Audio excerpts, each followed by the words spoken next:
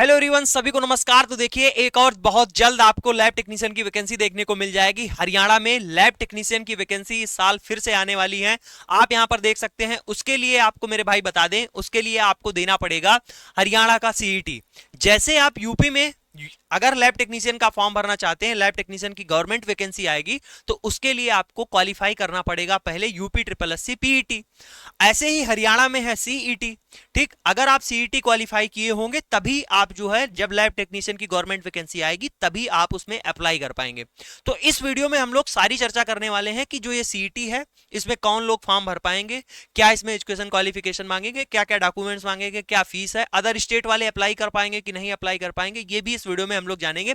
चलिए इस वीडियो को शुरू करते हैं। मेरा नाम है मनीष भाई पटेल, आप सभी का स्वागत करता हूं इस चैनल पर अगर मेरे भाई पहली बार आए हैं तो चैनल को सब्सक्राइब कर लीजिएगा। ऐसे ही ऑथेंटिक इंफॉर्मेशन आपको इस चैनल पर मिल जाएगी। उसके अलावा आपको जो जानते हैं, लैब टेक्नीशियन की डिटेल थ्योरी और सिलेबस यहां पर आपको करवाया जाता है।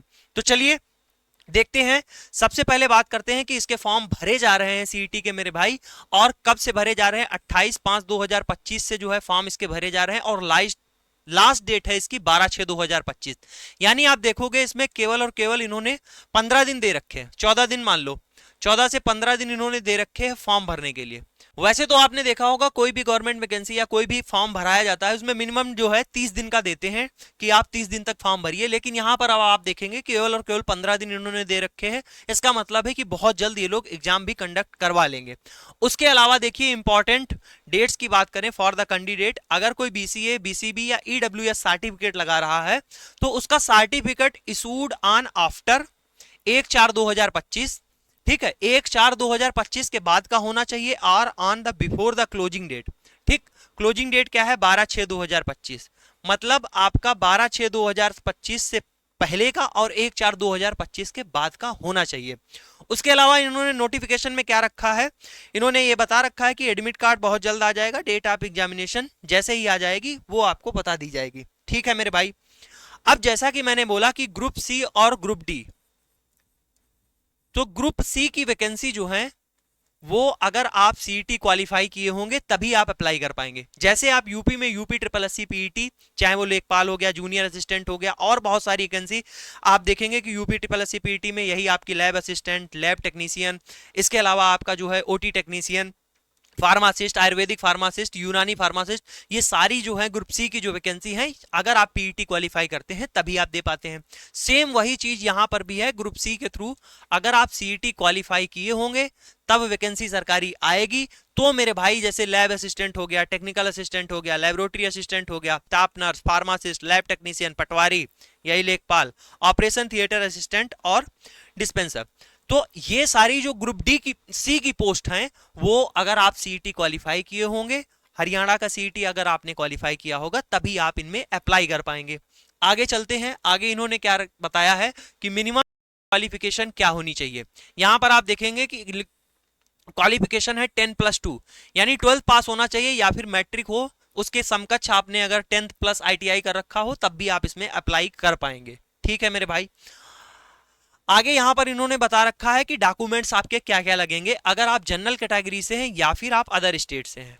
ठीक, अदर स्टेट से हैं तो यहां से ये बात आप समझ गए कि सीईटी में अदर स्टेट भी अप्लाई कर पाएंगे। ठीक, अगर आप यूपी, पंजाब, कहीं से भी हो मेरे भाई, बिहार, तब भी आप सीईटी में अप्लाई कर पाएंगे। अदर स्टेट भी एलिजिबल हैं, इन्होंने अदर स्टेट को भी एलिजिबल किया है सीईटी के लिए।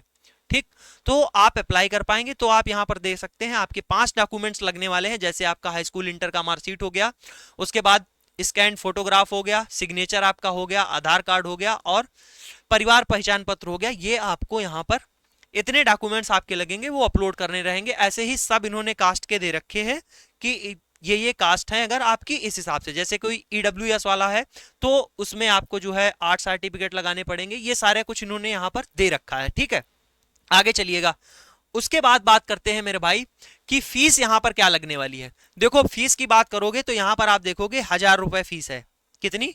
1000 रुपए फीस है। अगर मेरे भाई आप जो है आधार कार्ड, अगर आधार कार्ड वेरीफाई करते हैं, आधार कार्ड देते हैं, इनेबल करते हैं, तो क्या है, आपको 50% का भैया डिस्काउंट भी मिल रहा है। ठीक, कंसेशन मिल रहा है यहां पर।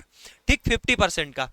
50% आपका फीस कम हो जाएगा, 500 रुपए पड़ेगा। देख लीजिए यहाँ पर साफ साफ लिखा हुआ है रेजिडेंस ऑफ हरियाणा और नॉन रेजिडेंस ऑफ हरियाणा। यहां से भी समझ सकते हैं कि आप कि मेरे भाई अदर स्टेट वाले भी सीईटी में अप्लाई कर सकते हैं। ठीक, ये मत कहिएगा कि कहीं पर लिखा तो आपने दिखाया नहीं। ठीक है, अदर स्टेट वाले भी सीईटी में अप्लाई कर सकते हैं। फॉर्म फीस की मैंने बता दी, 1000 रुपए वैसे है। अगर आप अपना आधार कार्ड इनेबल कर देंगे तो आपकी फीस पड़ने वाली है 500 रुपए। आगे देखिएगा क्राइटेरिया क्या है। क्राइटेरिया की बात करोगे, दो क्वेश्चन पेपर आएगा आपका, वो आपका 10+2 लेवल पर होगा। ठीक, और सब्जेक्ट हिंदी और इंग्लिश की बात करोगे तो उसका लेवल जो है मैट्रिकुलेशन यानी 10 के बराबर होगा। ठीक, जो आपकी हिंदी और इंग्लिश पूछी जाएगी वो हाई स्कूल लेवल की होगी, और अदर सब्जेक्ट हैं वो आपके 12th लेवल का सिलेबस रहने वाला है। आगे चलते हैं, एग्जाम पैटर्न की बात करते हैं तो आपके 100 क्वेश्चन आएंगे, एमसीक्यू होंगे। ठीक है, मल्टीपल चॉइस क्वेश्चन। आपको समय दिया जाएगा 1 घंटे 45 मिनट का। ठीक है, 1 घंटा 45 मिनट आपको दिया जाएगा। उसके अलावा आप यहां पर देख सकते हैं कि ऑल क्वेश्चन कंपलसरी करने होंगे, और जो क्वेश्चंस होंगे वो क्या होंगे, हिंदी और इंग्लिश दोनों में मिलने वाले हैं। ठीक है भाई, ओमार बेस आपका पेपर होगा, written examination will be held. ठीक है भाई, मेरे ऑफलाइन पेपर होगा, आप ये बात समझ गए, ऑफलाइन। ठीक है, ऑफलाइन होगा। For every question candidate will be provided 4 option chosen from in the question after having selected his या his preference option. Every candidate shall need to the fill corresponding circle in OMR sheet. ठीक है, there shall be no negative marking. क्या है, कोई भी negative marking रहने वाली नहीं है। For the wrong option having being filled in case of candidate doesn't wish to attempt a question, see will be need to fill the 5th circle bubble in the OMR sheet. देखो मेरे भाई, यहां पर इन्होंने क्या किया है कि आपको 4 ऑप्शन दिए जाते हैं, वैसे बेसिकली सभी एग्जाम्स में देंगे, लेकिन इसमें आप देखेंगे आपके पास 5 जो है रहेंगे ऑप्शन। ठीक, 5 गोले भरने को आएंगे। क्वेश्चन है आपके पास, और मान लीजिए आपको 4 में से ये सी वाला ऑप्शन आपको सही मिलता है, तो आप इसमें आंसर कर देते हैं कि सी वाला मेरे भाई या बी वाला सही हो गया, आपने भर दिया। लेकिन ये क्वेश्चन आप छोड़ना चाहते हैं। अगर ये क्वेश्चन मेरे भाई छोड़ना चाहते हैं तो आपको ये अलग से एक ई ऑप्शन प्रोवाइड कर रहे हैं। इस ई वाले ऑप्शन को आपको गोला भर देना होगा कि हम ये छोड़ रहे हैं। मतलब ये है कि आपको गोला भरना ही भरना कंपलसरी है। अगर आप गोला छोड़ देते हैं, आप क्वेश्चन छोड़ते हैं, ठीक है, अगर आप क्वेश्चन छोड़ रहे हैं तो ई वाला ऑप्शन आप टिक करके आ जाइए, कोई बात नहीं। अगर आप क्वेश्चन छोड़ रहे हैं तो इन्होंने कहा है कि आपका जो है 1 मार्क कट जाएगा। ठीक है, आपका 1 मार्क कट जाएगा, और ये ऐसा इसलिए इन्होंने किया है कि बाद में भैया धांधली हो जाती है कि ओएमआर खाली भर देते हैं और एजेंसी से वो लोग क्या है अपना साठ गांठ बना लेते हैं। तो ये चीज से बचने के लिए इन्होंने यहाँ पर बहुत ही बेहतरीन काम किया है कि आपको ओएमआर फिल ही करनी पड़ेगी। ठीक, ये बात हो गई।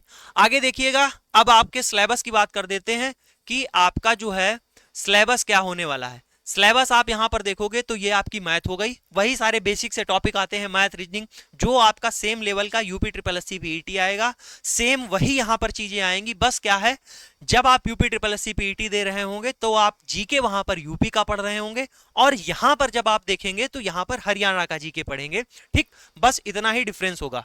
उसके अलावा यहां पर देख लो, इंग्लिश का सिलेबस है और हिंदी का है। ठीक है, उसके अलावा ये आपका रीजनिंग का सिलेबस है, और आगे देखोगे तो कंप्यूटर नॉलेज आपको थोड़ी बहुत आनी चाहिए, वो यहां पर सिलेबस लगा हुआ है। उसके बाद ये जनरल नॉलेज ऑफ हरियाणा की बात की गई, कोई ऐसी बड़ी बात नहीं है, ये छोटे छोटे टॉपिक हैं, आप अगर इसको स्किप भी कर देते हैं कोई दिक्कत नहीं है। ठीक, फुल में फुल मार्क आपको नहीं लाने हैं, बस आपकी तैयारी होनी चाहिए मेरे भाई। ये है कि एक आप प्रिपरेशन कीजिए, चाहे आप पीईटी की कीजिए, यूपी की, चाहे आप सीईटी दीजिए, बस थोड़ा बहुत डिफरेंस होता है। अगर आपने चीजों को एक बार पढ़ लिया है, अच्छे से रिवाइज कर लिया है, तो आपका जो है काम बन जाएगा। ठीक, ये बात हो गई सिलेबस की। तो आप यहां से समझ चुके हैं, अगर आप मेरे भाई ये देना चाहते हैं एग्जाम तो फॉर्म आप भर सकते हैं, और ऐसे ही अपडेट्स के लिए आप जो है इस चैनल को सब्सक्राइब कर लीजिएगा। मिलते हैं नेक्स्ट क्लास में, तब तक के लिए जय हिंद।